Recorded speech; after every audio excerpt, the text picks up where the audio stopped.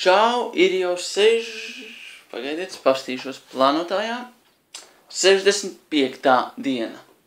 Man nav plānotāja. Citādi nekas nebūtu viss tik haotiski. Tā, un šodien es beidzot biju Rīgas ielās un rādīju trikus cilvēkiem. Un es tur mazliet neskaidri runāju, un mikrofons nespēja dzirdēt.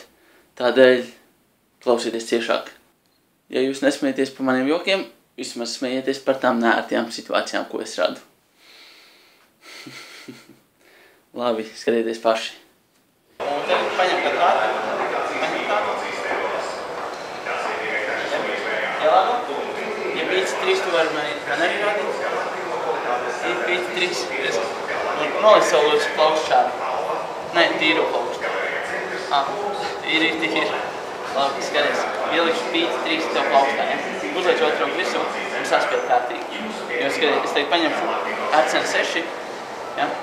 Un tagad tur stingri paņemšu. Man ir pīci 3. Labais. Kas tev ir? Labi, paldies. Paldies jums.